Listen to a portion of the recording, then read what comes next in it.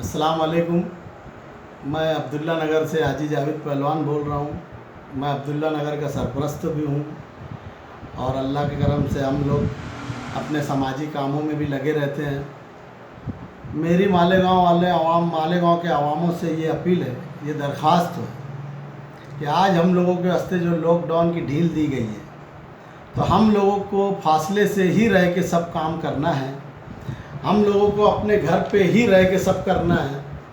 हम लोगों को वैसा ही एहतियात करना है कि कोई हमारे ऊपर उंगली ना उठाए कि ये लोग इतनी भीड़ करने की वजह से ये लोगों की वजह से ये वबा फैल रही है। हम लोगों पे कोई आरोप नहीं आना चाहिए और हम लोगों से जो भी गलतियां हुई हैं, आपसी मामलात में जो बिगाड़ हुए हैं, हमको वो भी खलास करना है। हम लोगों को शहर के लिए, शहर वाले आज इतने परेशान हैं, हर जगह भूखमरी का मामलात है, तो हम लोगों की ये सोच है कि लोगों सारी फ़ोटोग्राफी ना करते हुए उनके घर पहुंचाए। जो परेशान हैं उनके घर जाकर देखे, हर जगह जाकर उनकी मालूमात लेवे, उनको जो परेशानी है उसको दूर करो। आज हालात ऐसे हैं, अल्लाह भी हमसे रूठा हुआ है।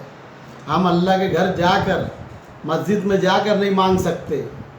आज हरम खाली पड़ा है, मस्जिदें खाली है, उसके लिए भी दुआ करें और अपने घर रात दिन दुआ करके ही अपने हालात को सुधारें। हमारे हाथ में कुछ नहीं है, अब जो कर सकता है अल्लाह ही कर सकता है। मेरी आवाम से यही अपील है कि आज हमसे मस्जिद छूट गई, हरम हमारा छूट गया, तो हम लोगों को अब की साल ईद पे भी नए कपड़े नहीं पहनना है। हम जूने कपड़े पे ईद मनाएंगे। आज हमारे शहर में 600-700 लोग महीने भर में इंतकाल हो गए। हम लोगों को इनका भी गम है। शहर के अच्छे उलमाए दीन चले जा रहे हैं, हम लोगों को उनका भी गम है। तो ये साल हम लोगों को ईद ऐसा मनाना है, कोई खुशी नहीं।